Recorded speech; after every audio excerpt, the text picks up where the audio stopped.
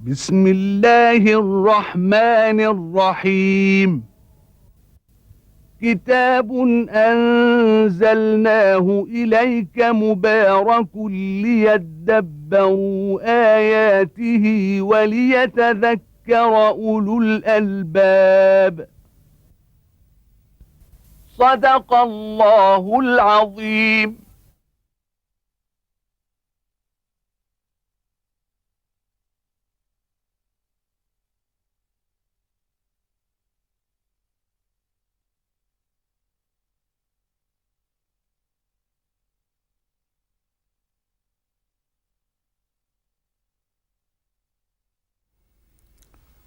الحمد لله رب العالمين، وأصلي وأسلم على عبد الله ورسوله الأمين وعلى آله وأصحابه ومن اهتدى بهديه وعمل بسنته إلى يوم الدين.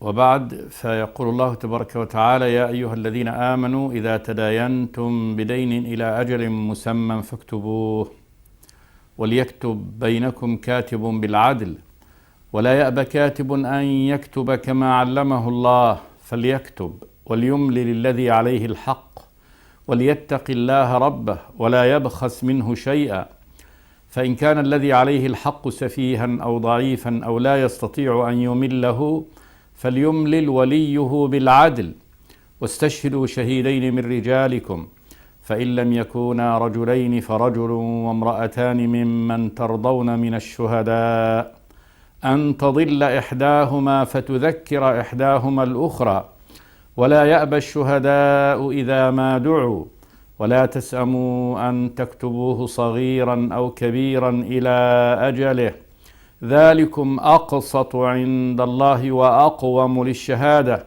وأدنى ألا ترتابوا، إلا أن تكون تجارة حاضرة تديرونها بينكم فليس عليكم جناح ألا تكتبوها، وأشهدوا إذا تبايعتم ولا يضار كاتب ولا شهيد، وإن تفعلوا فإنه فسوق بكم واتقوا الله ويعلمكم الله والله بكل شيء عليم. هذه الآية، آية الدين، أطول آية في كتاب الله.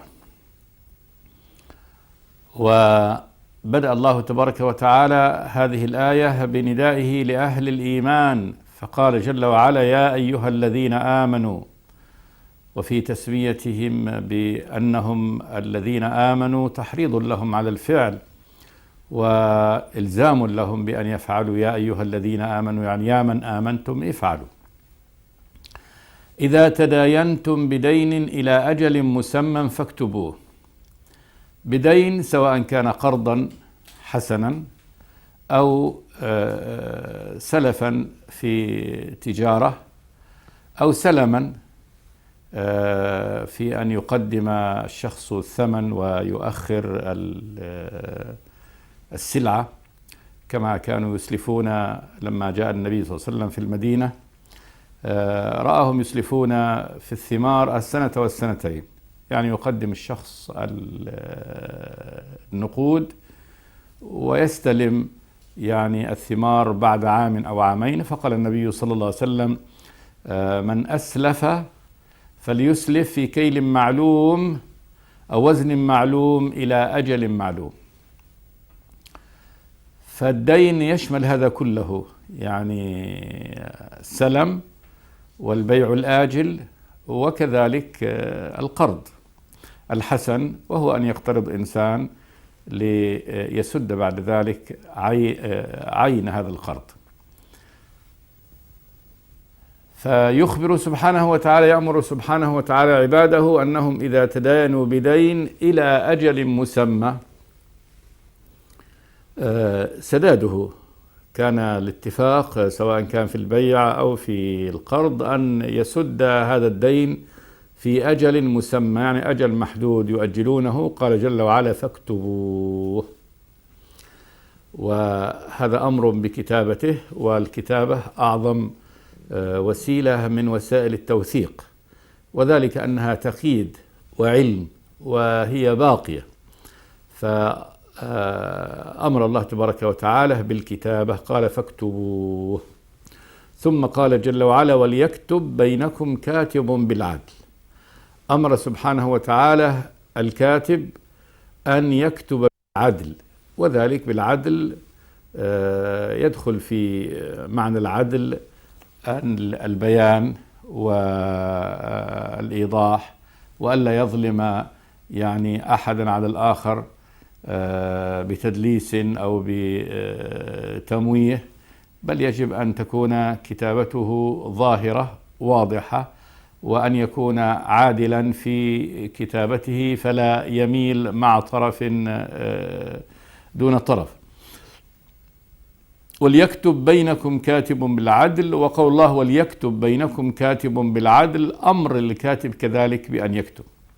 قال جل وعلا ولا يأبى كاتب أن يكتب كما علمه الله. ألزم الله تبارك وتعالى من علمه الله الكتابة ودعي إلى أن يكتب أن يكتب، وهذا أمر الإلزام في هذا. أولا كان الكتاب الذين يعرفون القراءة والكتابة وقت نزول القرآن قليلون، وكأن هذا نوع من الفرض، فيصبح متعين عليه أن يكتب في هذه الحال إذا دعي للكتابة. قال جل وعلا ولا يأبى كاتب أن يكتب كما علمه الله، يعني فليذكر أن الله تبارك وتعالى هو الذي علمه ويسر له هذا التعليم، فلا يجوز له أن يبخل يعني بهذا الأمر الذي علمه الله عز وجل إياه. قال جل وعلا فليكتب، هذا تأكيد لوجوب أن إذا دعي إلى الكتابة أن يكتب. ثم قال جل وعلا وليملل الذي عليه الحق. يملي الذي عليه الحق هو الذي يقول أنا فلان الفلاني قد تداينت كذا أو أخذت كذا أو اشتريت كذا بمبلغ كذا وكذا من فلان، وهذا إقرار، لأن الذي عليه الحق هو المدين، فعندما هو الذي يملي يكون هذا إقرار منه. أما لو أملى من له الحق فيكون هذا دعوة، ادعاء، والادعاء يحتاج إلى يعني إثبات، لا بد من شهود يشهدون على هذه الدعوة. أما إذا كان من الذي عليه الحق يكون هذا بمثابة إقرار، لأن الإنسان لا يلزم نفسه ويقيد نفسه ويجعل نفسه هو المدين وبكذا وكذا إلا إذا كان صادق في هذا. أما الادعاء ممكن أن يدعي إنسان يعني على الآخر ما يدعي. فالمملي الذي يملي هو الذي عليه الحق المدين، وليملي للذي عليه الحق. قال جل وعلا وليتق الله ربه. أمر لمن عليه الحق للمدين أن يخاف الله تبارك وتعالى ويتقيه، يجعل الوقاية بينه وبين عذاب الله عز وجل، وذلك بأن لا يدلس ولا يميل. قال ولا يبخس منه شيئا. البخس النقص، يعني لا ينقص شيئا من الحق الذي عليه، بل يجب أن يبين ويعترف بالذي عليه تماما. قال جل وعلا فإن كان الذي عليه الحق سفيها أو ضعيفا أو لا يستطيع أن يمله فليملل وليه بالعدل. إذا كان الذي عليه الحق سفيها، إما أنه سفيه بمعنى الطائش الذي خفيف العقل الذي لا يحسن التصرف، يعني يطلب الدين له. وكذلك يمكن أن يقال السفيه كذلك على الصغير الذي لم يبلغ بعد سن الرشد، فهذا ما زال لا يعرف يعني قيمة المال ولا يؤخذ بإقراره، فإن إقرار الصغير لا يعني ليس بدليل ولا بحجة، لأنه سفيه لا يعرف يعني المال وقيمة ما يدلي به. أو ضعيفا، ضعيف يضعف عن الكتابة إما لمرض ونحو ذلك، أو لا يستطيع أن يمله، لسبب من الأسباب، مثلا قد يكون أبكم ولا يستطيع أن يمل لهذه العلة التي تمنعه من النطق. وهؤلاء يحتاج لهم أن يستدينوا أو أن يشتروا بالأجل. قال جل وعلا: فليملل وليه بالعدل. فيقوم وليه وهو القائم عليه كالقائم على الصغير أو القائم على هذا السفيه أو الضعيف.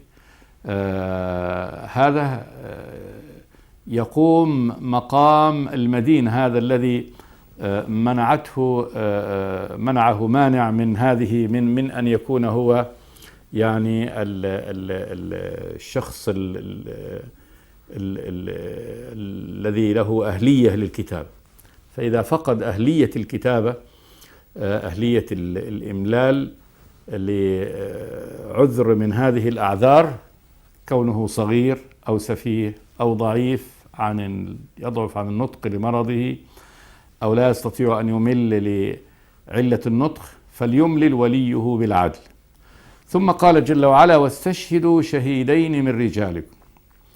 اطلبوا شهادة يعني شهيدين من رجالكم، رجلين يشهدان على هذا المكتوب، فيكون هذا الوسيلة الثانية للتوثيق الشهادة على هذه الكتاب. قال جل وعلا: فإن لم يكونا رجلين، إن لم يتحصل وجود رجلين ليشهد، فرجل وامرأتان ممن ترضون من الشهداء. يقوم رجل وامرأتان محل الرجل ممن ترضون من الشهداء. وممن ترضون من الشهداء معنى هذا أن يكونوا من أهل الصدق، من أهل الصدق وأهل الإيمان وأهل الاستقامة.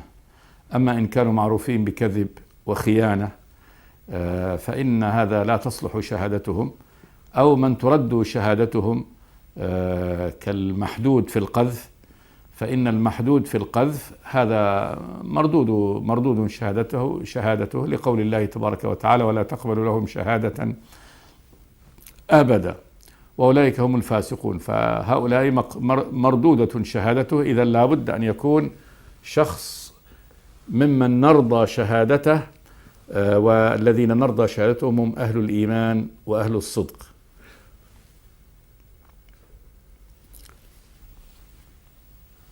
ثم علل الله تبارك وتعالى لماذا أمر بامرأتين في مقابل رجل في الشهادة. قال: أن تضل إحداهما فتذكر إحداهما الأخرى، يعني مخافة أن تضل. والضلال هنا هو النسيان، أن تنسى واحدة فتذكر إحداهما الأخرى، فيكون يعني وجود عقلين وذاكرتين، فتذكر هذه فتذكر، فيكون هذا أدعى إلى يعني إلى التوثيق.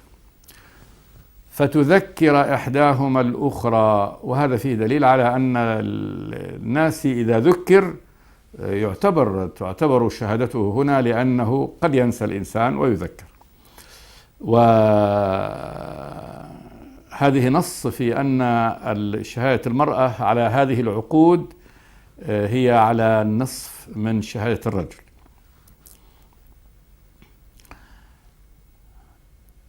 قال أهل العلم إن هذه في خاصة فقط في العقود التي اللي هي هذه العقود المالية والتجارية. أما في الأمور التي هي خاصة بالمرأة فإن شهادة المرأة تعدل شهادة الرجل، بل شهادته على نفسها كالشهادة على على الولادة ونحو ذلك مما هو من شؤون المرأة، فهذه شهادتها يعني تعدل شهادة الرجل.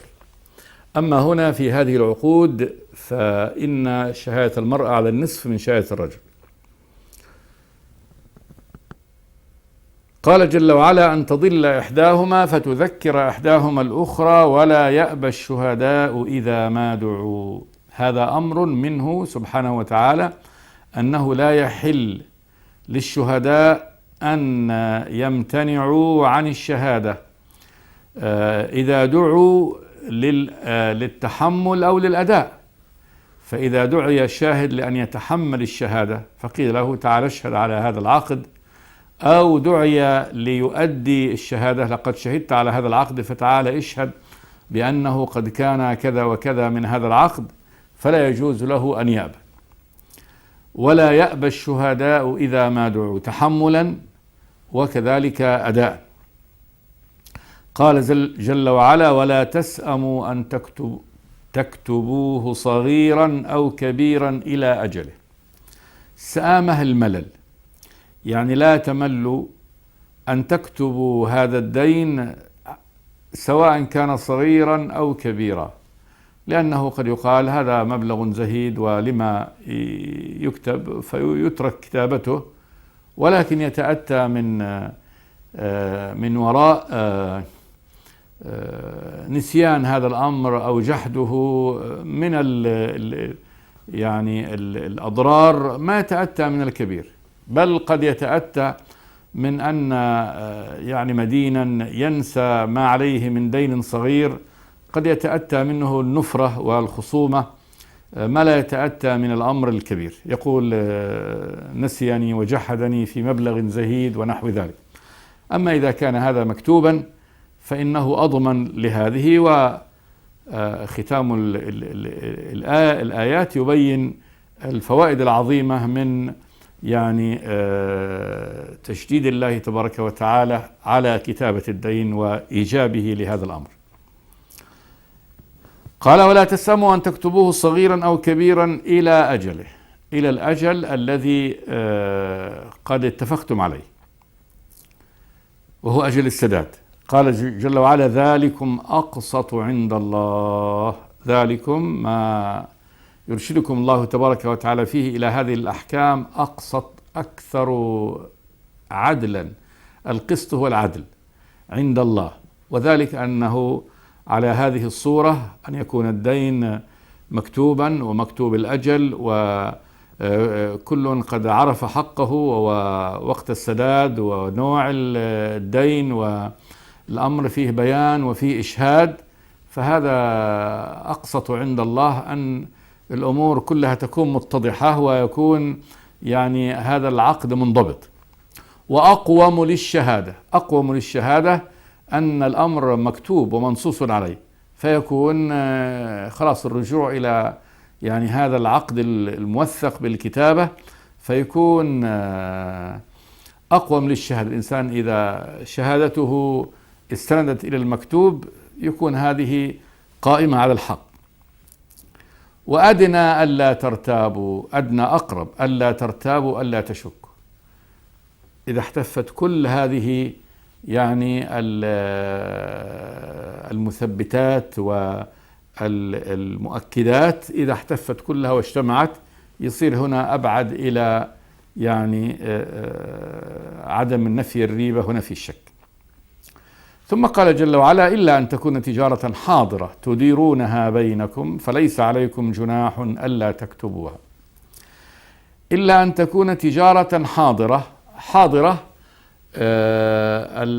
الثمن والمثمن، ثمن حاضر سيدفعه الشخص والسلعة حاضرة، فتديرونها بينكم يعني يعطي هذا الثمن ويأخذ هذا يعني السلعة، فتدور هذه محل هذه ديت، بعكس أن يكون الثمن غائبا والسلعة موجودة فيشتري بالأجل، أو العكس الثمن حاضر الآن يدفعه والسلعة الآن غير موجودة وإنما ستوجد بعد مدة وسيأخذها هذا السلف، فهذه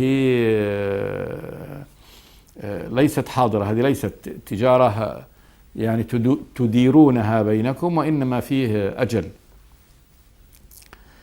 إلا أن تكون تجارة حاضرة تديرونها بينكم فليس عليكم جناح ألا تكتبوها، ما دام أن هذا سيقبض الثمن وهذا سيأخذ السلعة، فلا، الله تبارك وتعالى قال لا جناح عليكم ألا تكتبوا يعني هذا، فهي تخفيف من الله تبارك وتعالى بعدم الكتابة إذا كان فيه سلم واستلم. ثم قال جل وعلا وأشهدوا إذا تبايعتم. أمر بوجوب كذلك الإشهاد عند البيع. هذا في التجارة الحاضرة، يعني يكتفى فيها بالشهود ولا يشترط فيها يعني الكتابة. وأشهدوا إذا تبايعتم، ثم قال جل وعلا: ولا يضار كاتب ولا شهيد. ولا يضارر كاتب ولا شهيد، أو يضارر كاتب ولا شهيد. لا يجوز أن تضر كاتب أو شهيد. ومعنى إضراره إما تخويفه من ذي سلطان، إما الضغط عليه، إما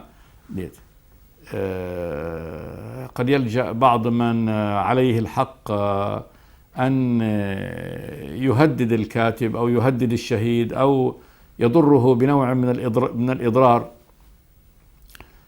أو يضارر هو الكاتب أو الشهيد. فالكاتب إذا ضارر معناه يضر أحد الطرفين بنوع مما هذا الذي نهى الله تبارك وتعالى عنه، بنوع من الميل هنا أو الميل هنا، أو تأخير أمر يجب تقديمه، أو تقديم أمر يجب تأخيره، أو إيهام في أمر، فلا يجوز له أن يضارر، بل يجب أن يكون من أهل الحق. وكذلك الشهيد ممكن يضر يعني من له الحق في تأخيره عن حضور الشهادة، في أن يشهد بنوع من الميل، فلا يجوز أن نضر الكاتب والشهيد، ولا أن يضارر هو نفسه، أن يقوم الكاتب والشهيد بضر غيره من أطراف العقد. ثم قال جل وعلا: وإن تفعلوا فإنه فسوق بكم. يعني إن ضاررتم الكاتب والشهيد، فالكاتب هذا متطوع ومتبرع، وقد أمره الله تبارك وتعالى بالكتابة، والشهيد كذلك متطوع ومتبرع بأن يشهد، وقد ألزمه الله تبارك وتعالى بأن يشهد تحملا وأداء، فلا ينبغي له، هذا من أهل الإحسان، ولا ينبغي أن يصيبه ضرر ما، بل يجب أن يحسن إليه، لأن الله تبارك وتعالى قد كلفه بهذا الأمر من أمور يعني الإرفاق والمعاونة بين المسلمين، فهي من حق ألزمه الله به، حق في رقبته للمسلم لا يأخذ عليه أجرا، فلا ينبغي والحال كذلك أن يضارر. قال: وإن تفعلوا فإنه فسوق بكم. فسوق، الفسق هو الخروج عن طاعة الله تبارك وتعالى، يعني خروج عن طاعة الله تبارك وتعالى إلى معصيته. ثم قال جل وعلا: واتقوا الله. أمر منه جل وعلا لعباده بأن يتقوه، بأن يخافوه جل وعلا. ويعلمكم الله. ويعلمكم الله يعني أن هذا التفصيل والبيان في هذا الأمر، وهو من الأمور التي يعني تنظم علاقة المسلمين بعضهم مع بعض، فهو ليس عبادة بمعنى شؤون التقرب إلى شأن من شؤون التقرب إلى الله كالصلاة والصوم، وإنما هو أمر يعلمنا الله تبارك وتعالى إياه لتصلح حالنا وتستقيم معاملاتنا، ولا يكون هناك فيه ظلم، ولتتم هذا الإرفاق. هذا باب عظيم جدا من باب الإرفاق، يتم على صورته الصحيحة، وهو المداينة. فإن المداينة هي أعظم وسيلة للقضاء على الربا. الدين هذا المداينة الحسنة بدون زيادة هي أعظم وسيلة للقضاء على الربا. فإن التاجر إذا باع بالأجل ولم يزد في السلعة في الثمن على المشتري، وضبط أموره ورد المشتري، يعني استفاد بالدين ولم يزد عليه للأجل. وكذلك العكس في السلم، وكذلك في من احتاج مالا قرضا حسنا فاقترضه وأداه.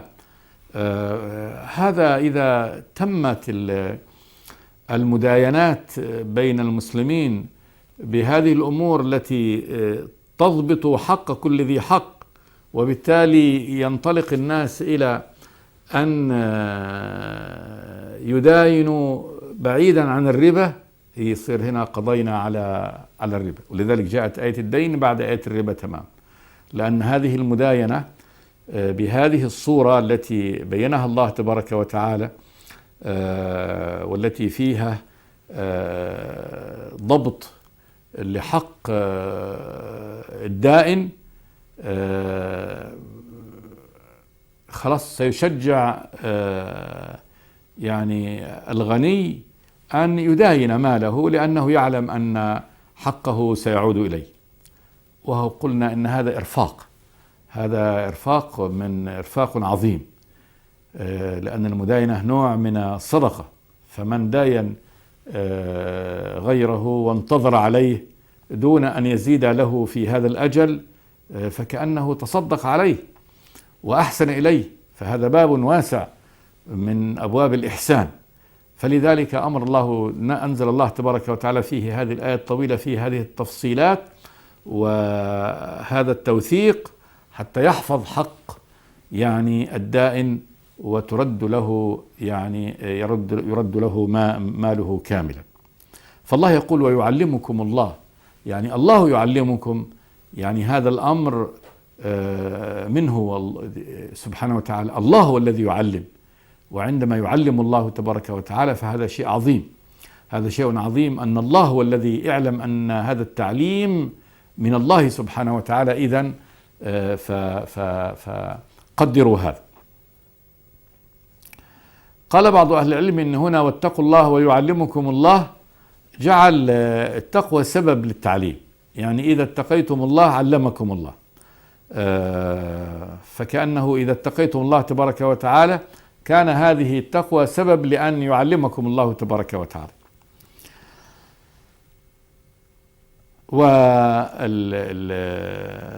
والمعنى الأول أنه اتقوا الله هذا أمر عام، انتهى الكلام. ويعلمكم الله هذه الواو استئنافية وليست سببية هنا، بمعنى أن هذه التنزيل إنما هو من تعليم الله تبارك وتعالى لكم، فقدروا يعني هذا الأمر، لأن الله هو الذي يعلمكم جل وعلا.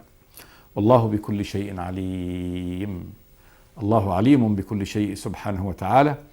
وهذا يشمل أن تعلموا أن هذا علم ممن يعلم كل شيء. الأمر الثاني أنه احذروا أن تخالفوا أمر الله تبارك وتعالى، لأن الله عليم سبحانه وتعالى بكل شيء. ثم قال الله تبارك وتعالى وإن كنتم على سفر ولم تجدوا كاتبا فرهان مقبوضة، فإن أمن بعضكم بعضا فليؤدي الذي اؤتمن أمانته وليتق الله ربه ولا تكتموا الشهادة ومن يكتمها فإنه آثم قلبه والله بما تعملون عليم. هنا ذكر الله تبارك وتعالى البديل في عدم وجود الكاتب الذي يكتب. قال وإن كنتم على سفر، وغالبا إذا كان الناس على سفر فربما يكون ندرة وجود من يعرف يعني الكتابة، فإنه غالبا يكون هذا وجود الكاتب في الحضر. أما في السفر فقد يتعذر ويندر أن يوجد كاتب. وإن كنتم على سفر ولم تجدوا كاتبا أي ليكتب الدين، قال جل وعلا فرهان مقبوضة. رهان مقبوضة يكون هنا رهن، والرهن أصل الرهن هو المسك، مرتهن يعني ممسوك ومحجور ومقبوض عليه، يعني فليضع محل الدين مال آخر يرهنه حتى يسدد دينه إلى صاحب الدين.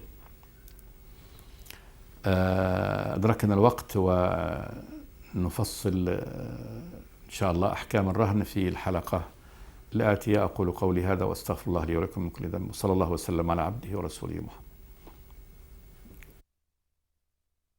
بسم الله الرحمن الرحيم كتاب أنزلناه إليك مبارك ليدبروا آياته وليتذكر أولو الألباب صدق الله العظيم.